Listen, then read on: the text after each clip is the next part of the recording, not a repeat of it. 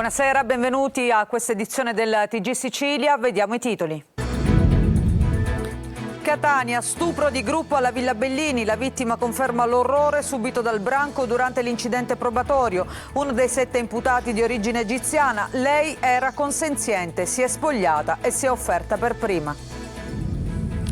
Sono stati Massimo Carandente e Sabrina Fina a impedirci di uscire di casa nei giorni della purificazione. Giovanni Barreca, il muratore di Altavilla Milicia, ribadisce la sua versione. La strage avvenuta al culmine di un rito per scacciare il demonio.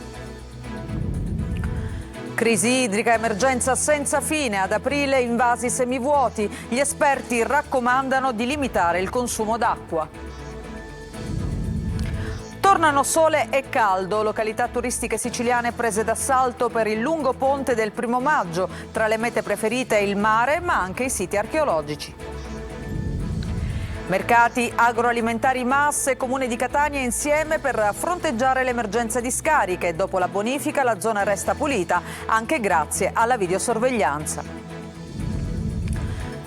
Con 24 voti favorevoli e 6 astenuti, il Consiglio Comunale di Catania ha approvato il bilancio di previsione per il triennio 2024-2027. Ad anticiparlo durante Sicilia 24 Focus il sindaco Trantino. Calcio in Serie B, il Palermo in cerca della vittoria per uscire dalla crisi e blindare il 6° posto. I rosanero ritrovano Ranocchia. In Serie C Catania al bivio tra zona play-off e play-out, decisivi gli ultimi 90 minuti contro il Benevento. Il Messina già salvo va in trasferta a Monopoli.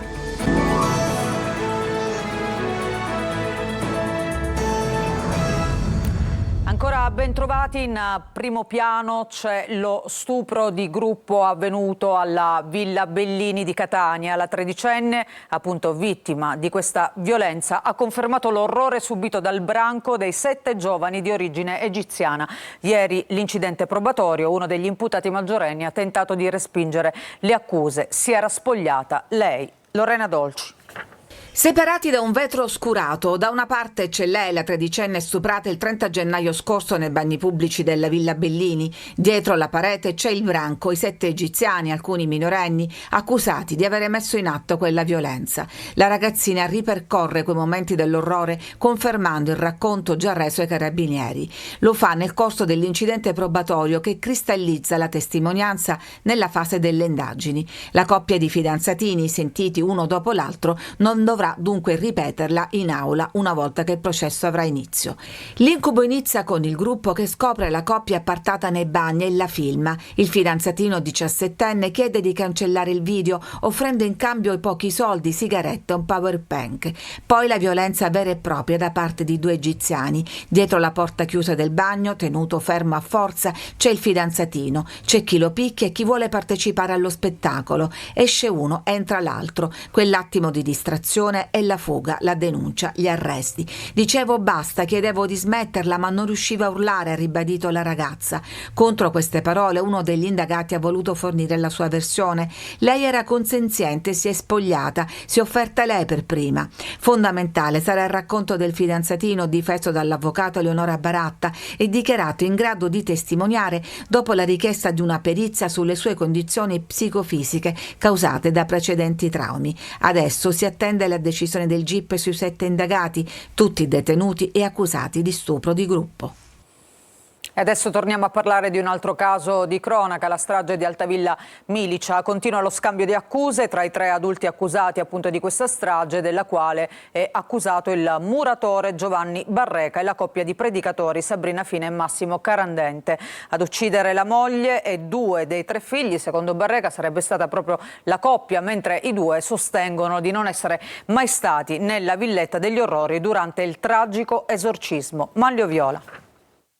La strage di Altavilla non fu un'idea di Giovanni Barreca, ma della coppia di predicatori suoi amici. Almeno questo è quanto sostiene l'uomo accusato di aver ucciso la moglie e i 2 figli con la complicità della 17enne terza figlia nell'ambito di un drammatico esorcismo. Sono stati Massimo Carandente e Sabrina Fina a impedire a tutti noi di uscire di casa nei giorni delle preghiere di purificazione, ribadisce Giovanni Barreca in una nuova ricostruzione fatta davanti al suo legale Giancarlo Barracato, scurato, al quale ha confermato di essere estraneo alle violenze, indicando come colpevoli del triplice omicidio la coppia. I due, per parte loro, hanno invece sempre sostenuto di non essere mai stati nella villetta di Altavilla Milicia degli Orrori durante i delitti e di essersi limitati a partecipare a riti di preghiera nei giorni precedenti. Sulla strage ci sono 2 inchieste in corso, una della Procura di Termini Imerese nei confronti dei 3 adulti, l'altra della Procura dei minori di Palermo, che procede nei confronti della figlia 17enne del muratore, unica sopravvissuta agli orrori di quella casa.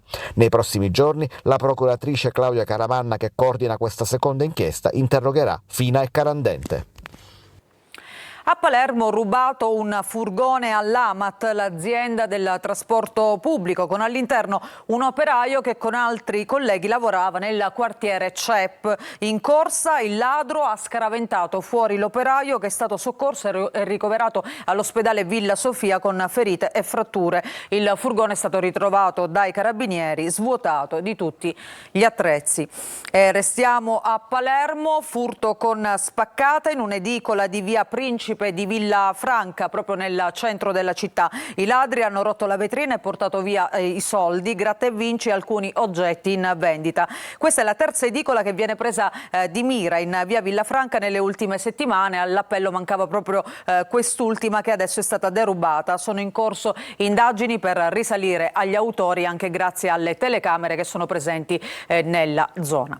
E adesso cambiamo argomento, parliamo di un caso, cioè dopo il caso delle spese fuori misura alla Mostra del Cinema a Cannes, adesso c'è un altro scandalo dello sperpero di denaro legato al progetto Sisili. La Sicilia rischia un buco di quasi 22 milioni. Sentiamo.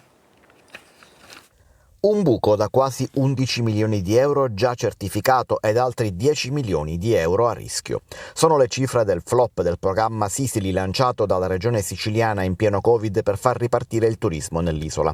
Il buco è frutto del totale delle spese fatte con fondi comunitari ma che l'Europa non riconosce. Su 33 milioni e mezzo la Commissione europea non pagherà alla regione 10 milioni e 700 mila euro già spesi, mentre sono a rischio altri 10 milioni usati allo stesso modo ma non ancora verificati da Bruxelles. La regione dunque dovrà pagare queste somme di tasca propria. Questo perché il meccanismo utilizzato non ha funzionato. In pratica la regione ha pagato albergatori e tour operator per mettere i servizi a disposizione dei turisti. In seguito ha tentato di avere indietro le somme relative alle stanze e ai tour prenotati ma non usati, ma senza riuscirvi. Gli albergatori hanno opposto il principio in base al quale stanze e servizi prenotati sono rimasti a disposizione dell'amministrazione comunque.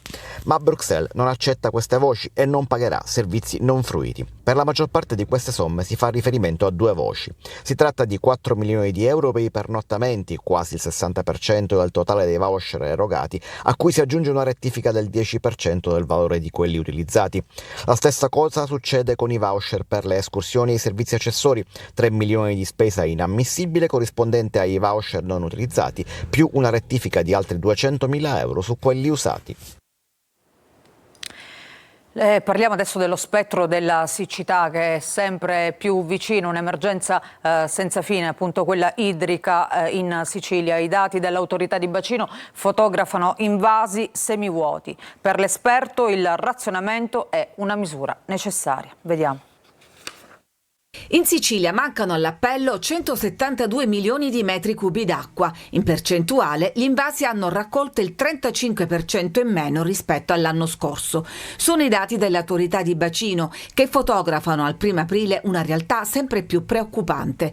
Lunghi mesi trascorsi senza piogge hanno fatto scattare l'emergenza siccità, come l'anno scorso, quando il peggio fu evitato grazie a piogge tardive. L'anno scorso la stagione fu salvata da queste piogge anomale di maggio e inizio giugno, no? L'anno scorso fu il maggio più piovoso di tutta la storia meteorologica della Sicilia. Quest'anno dovrebbe succedere la stessa cosa, solo che è molto improbabile, ecco, che accada. Miracoli a parte, quindi si corre ai ripari per salvare agricoltori, allevatori e anche la vita quotidiana. Nell'agenda della cabina di regia creata dalla regione siciliana ci sono nuovi pozzi, il pompaggio dei fiumi, dissalatori, mentre in varie città si impongono misure di razionamento. È assolutamente necessario in questo momento limitare i consumi, ridurli, diminuire adesso per non restare senza dopo. L'Ordine dei Geologi ricorda però le condotte Colabrodo, dove si perde quasi la metà dell'acqua trasportata. Intanto, sempre per quanto riguarda la siccità, inizieranno lunedì prossimo e dureranno 3 giorni i lavori a opera del Consorzio di Bonifica di Catania per canalizzare provvisoriamente le acque del fiume Simeto a valle della traversa di Ponte Barca, dove si registrano perdite dalle paratoie. Lo ha stabilito la cabina di regia per l'emergenza idrica, appunto guidata dal presidente Schifani. La deviazione temporanea consentirà di poter immettere su alcune zone del territorio della Piana di Catania 600 litri di acqua al secondo, che consentiranno agli agricoltori della zona di sopperire parzialmente appunto ai gravi problemi di irrigazione, visti gli invasi che ormai sono praticamente vuoti. E adesso invece parliamo di meteo, perché tornano sole e caldo. Le località turistiche siciliane sono prese d'assalto per il lungo ponte del 1° maggio. Tra le mete preferite ci sono il mare, ma anche i siti archeologici. Roberta Lunghi. Oggi c'è il sole, ce lo dicono tutti come fosse una notizia meravigliosa, e dunque i catanesi, ma anche i turisti, si preparano ad affrontare un fine settimana all'insegna del tempo buono e della colonnina di Mercurio che lascia sperare bene. Parola degli esperti del meteo, che si spingono anche oltre le previsioni a brevissima distanza per disegnare una mappa fino al 1° maggio che non sarà solo rose e fiori. Domenica pomeriggio lungo le coste tirreniche i termometri potrebbero anche varcare la soglia dei 26, localmente anche 27 gradi, in particolare tra il palermitano e il messinese tirrenico. Una perturbazione di origine nordafricana ci interesserà da vicino a partire dalla giornata di martedì, ma nel corso della giornata del 1° maggio questa perturbazione è destinata a risalire l'Italia peninsulare, quindi a lasciare la Sicilia. In una giornata che sembra essere il preludio al caldo imminente che verrà, l'effetto della scia del ponte del 25 aprile racconta di un turismo presente ed entusiasta, di corse ed esercizi di fronte al mare e di timide presenze nell'amatissima spiaggetta nera di San Giovanni Licuti a Catania. Pianifichiamo il fine settimana che arriva e il 1° maggio? Noi che siamo catanesi, io vado a Siracusa. Catania and after this Etna. We are from Bulgaria. This destination is top location. Di certo il freddo non ha scoraggiato il turismo, soprattutto estero, solitamente programmato, e che conferma l'isola al top delle preferenze ancora una volta e in prospettiva anche per il ponte del 1° maggio. La Sicilia gettonatissima, e non solo dai turisti ma anche dai siciliani. Molti infatti preferiscono rimanere qui durante le vacanze, molti prenotano nelle strutture che sono sold out, ormai non esistono più i cosiddetti last minute perché tutto viene prenotato molto prima. Le mete? L'attenzione si divide equamente fra mare e cultura, grazie ai molteplici siti archeologici. Fra tutti poi c'è chi si accontenta di stare sulla propria panchina preferita, a guardare il mare e respirarne il profumo, ma guai a dire che si tratta di poca cosa. Il costume di sotto sembri. Ce l'ha anche adesso il costume? Ce l'ho di sotto che ho messo. Non si sa mai. Anche i ricambi mi porto ogni volta. Mercati agroalimentari Mas e Comune di Catania assieme per fronteggiare l'emergenza di scariche. Uno bonifica, l'altro mantiene le aree ripulite. Ecco com'è cambiata la situazione. È andato per noi Tonino De Mana. Uno bonifica, l'altro preserva. La sinergia tra Mas e Comune di Catania porta ad un primo risultato tangibile e sotto gli occhi di tutti, con una strada letteralmente ricoperta di rifiuti finalmente ripulita, dove adesso, grazie ad un sofisticato sistema di videosorveglianza, non si scorge neanche una carta. L'immagine che vedete è stata girata alla stampa dai vertici del Mas in un incontro a cui hanno partecipato il sindaco Trantino, l'assessore all'ecologia Tomarchio e numerosi operatori del mercato agroalimentare. Oggi quella distesa di chilometri e chilometri di rifiuti a ridosso della SP70 in via Passo del Fico è tornata ad assumere le normali sembianze di una strada, a testimonianza che la prevenzione e la repressione funzionano sempre. Questa è la dimostrazione che quando uno fa il sistema poi i risultati li porta sempre a casa. Noi abbiamo chiesto la disponibilità all'amministrazione comunale, vammi a bonificare quest'area, me la prendo in custodia io, ti metto le telecamere, li vado a collegare con i vigili urbani, il risultato è che dopo 2 mesi non troviamo più nemmeno un sacchetto di spazzatura. Sulla stessa lunghezza d'onda l'assessore Tomarchio. Questa è un'operazione già conclusa e il messaggio positivo è la sinergia tra i due enti, tra il MAS e il Comune di Catania. Un intervento molto atteso, anche perché si erano verificati incendi, deturpazioni varie dei soliti incivili. Invece abbiamo bonificato, ma non ci siamo fermati lì, abbiamo cercato di risolvere in modo strutturale il problema. Poi l'appello. Porre un po' più di attenzione, in fondo è casa nostra. L'incontro ha gettato le basi sul rilancio della zona, che necessita di ulteriori interventi strutturali. In arrivo fondi PNRR per la cronica mancanza di acqua e di illuminazione in un tratto da Bicocca a Contrada Iungetto, totalmente al buio e spesso teatro di gravi incidenti stradali. Restiamo a Catania perché con 24 voti favorevoli e 6 astenuti il Consiglio Comunale ha approvato il bilancio di previsione per il triennio 2024-2027. Ad anticiparlo durante Sicilia 24 Focus, nell'appuntamento con il sindaco proprio Enrico Trantino. Sentiamo. Un atto importante per ripartire, lo ha dichiarato il sindaco Enrico Trantino durante l'appuntamento con il sindaco all'interno di Sicilia 24 Focus, in onda come ogni venerdì su Telecolor, annunciando l'approvazione in Consiglio Comunale del bilancio di previsione per il triennio 2024-2027, un atto che assume enorme valore per la città. Ripartire per noi significa attivare le progressioni verticali e quindi avere delle categorie CD che ci permettano di essere più propositivi nell'azione amministrativa, significa bandire i concorsi per l'assunzione famosa degli 80 vigili urbani, 35 istruttori tecnici e 35 istruttori di ragioneria. Insomma, stiamo finalmente mettendo quel motore che fino adesso è mancato e che ci permetterà, spero, di essere più determinati nell'azione. Sempre molte le domande via WhatsApp dei telespettatori, tra problemi dedicati alla Tari e alla necessità di deratizzazione in alcuni quartieri, è emersa anche la voglia di sapere quando riaprirà l'anfiteatro di Piazza Stesicoro. Abbiamo approvato ieri o l'altro ieri, non ricordo, in giunta la relativa delibera con cui si autorizza la firma della convenzione. Stamattina mi hanno dato comunicazioni che il relativo comitato tecnico scientifico del parco archeologico che deve ratificare questa delibera sarà giorno 6. Perfezionato quest'iter, subito entriamo, puliamo, installiamo le luci che daranno anche un'illuminazione architettonica dal basso all'anfiteatro per renderlo, spero, stupendo. E finalmente potremo riaprirlo. La febbre del gioco d'azzardo è in crescita tra i più giovani e tra gli over 65. Ad Agrigento è stato inaugurato il centro di ascolto proprio per persone con problemi di ludopatia e anche di sovraindebitamento. Davide Sardo. Uno sportello di ascolto per una dipendenza i cui numeri continuano a crescere in modo preoccupante, la ludopatia. L'obiettivo è quello di dare la possibilità di far emergere questa problematica sociale attraverso un canale un po' più defilato rispetto ai canali tradizionali quali i SERD, perché abbiamo capito che il ludopatico, in quanto soggetto malato, ha difficoltà ad avere consapevolezza della propria patologia. La provincia di Agrigento in Sicilia si piazza sempre al terzo o quarto posto rispetto ai dati della ludopatia. Sottolineo sempre che i dati sono falsati dal sommerso. Alcune famiglie logorano i rapporti a causa di queste situazioni.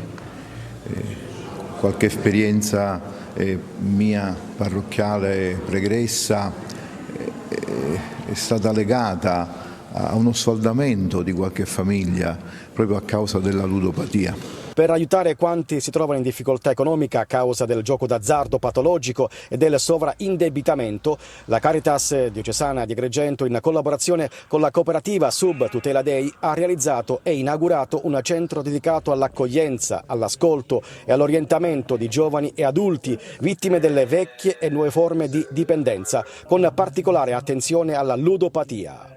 Il progetto del centro di ascolto, che si trova in via Barone 2 nel centro storico, all'interno dei locali della Fondazione Mondo Altro, è stato presentato durante un convegno dal titolo Disturbo da gioco d'azzardo e sovraindebitamento presso il Palazzo Vescovile di Agrigento.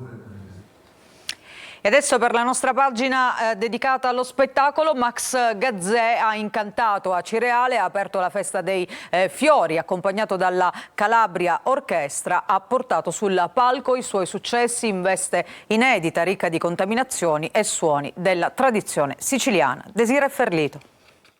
è tornato senza mai un lamento, è cambiato come cambia il vento d'estate.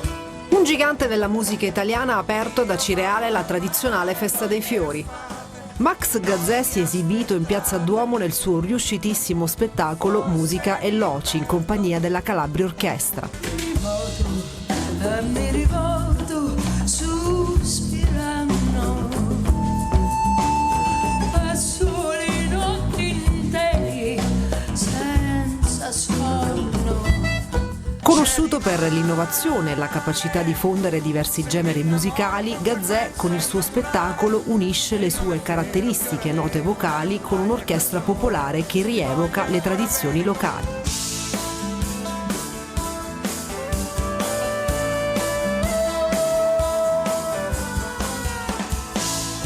L'artista ha portato sul palco le sue canzoni in una veste inedita, piena di colori e suoni tipici della tradizione siciliana.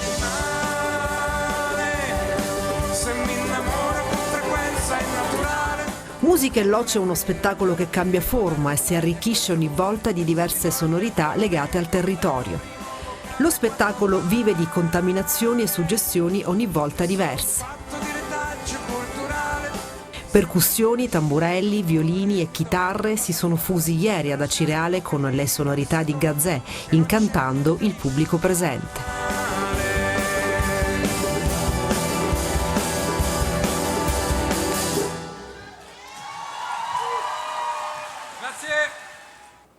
E adesso noi ci fermiamo per una breve pausa, ritorniamo tra poco con un'ampia pagina dedicata al calcio, alla vigilia di questa giornata di campionato che vedrà scendere in campo il Palermo in cerca di vittoria e il Catania e il Messina, il Catania che si trova ad un bivio tra la zona play-off e la zona play-out. Tutto questo tra pochissimo.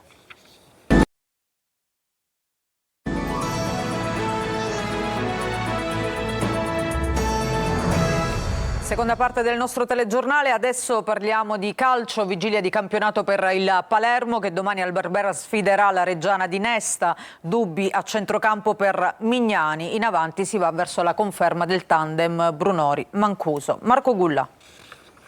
Nelle ultime 5 partite in campionato il Palermo ha raccolto solo 3 punti, una media da retrocessione. Nelle ultime 9 invece ha vinto una sola volta e per lo più contro il Lecco, ultimo in classifica, segnali che il Palermo non è ancora guarito. La partita però di domani contro la Reggiana al Barbera può rappresentare un trampolino di rilancio, soprattutto in ottica sesto posto, visto che il Palermo, se dovesse tornare alla vittoria, ipotecherebbe la qualificazione ai playoff con il vantaggio di poter giocare la prima partita in casa e passare il turno anche pareggiando. Non poco. Michele Mignani dovrebbe confermare in gran parte la formazione che ha pareggiato contro il Parma. C'è da registrare però il rientro a pieno regime di Ranocchia che torna disponibile dopo un mese. Il tecnico valuta il suo inserimento anche a gara in corso. 2 gli indisponibili, Basic sulla via del recupero e Di Mariano che tornerà per i playoff.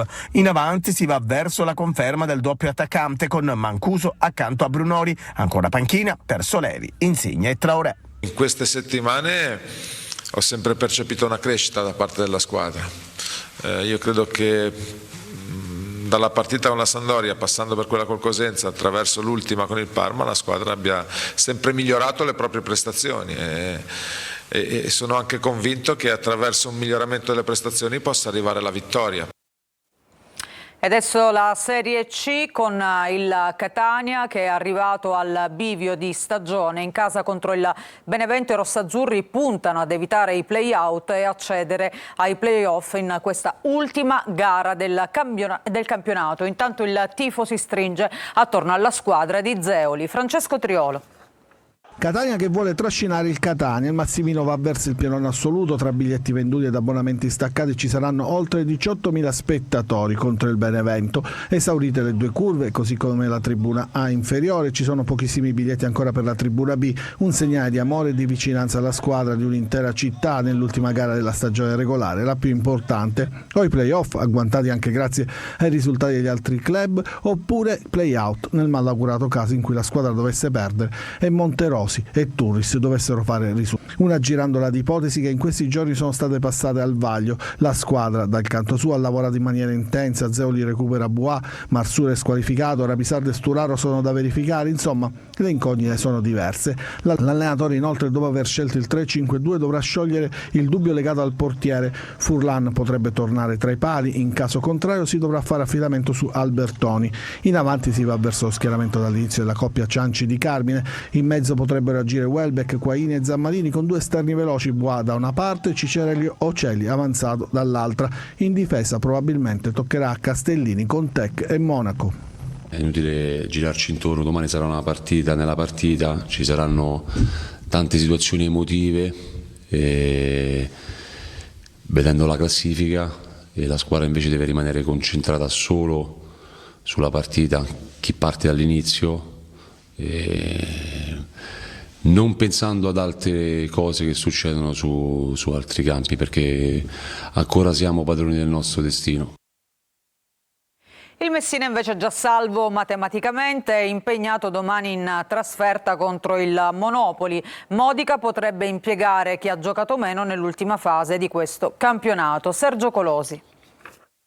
La partita contro il Monopoli non ha alcun valore per la classifica del Messina, ma nonostante ciò si porta dietro alcuni temi che rendono interessante la sfida in Puglia. Innanzitutto potrebbe essere l'ultima gara con Giacomo Modica sulla panchina giallorossa. Il tecnico, dopo un'ottima stagione, è disponibile a trattare il rinnovo con la società, che però fino ad oggi non lo ha chiamato e le parti non sembrano per nulla vicine. Ancora di più dopo la contestazione dei tifosi al presidente Pietro Sciotto, reo di scarsi investimenti e di una stagione approssimativa con parecchie lacune organizzative e tecniche. Nulla di nuovo quindi rispetto al passato, e sulla salvezza brilla il rendimento di Modica e della squadra, quanto basta per oscurare Sciotto e renderlo ancora più taciturno del solito. A Monopoli c'è curiosità per capire se la contestazione dei tifosi proseguirà anche in trasferta, partita dove le motivazioni potrebbero fare la differenza.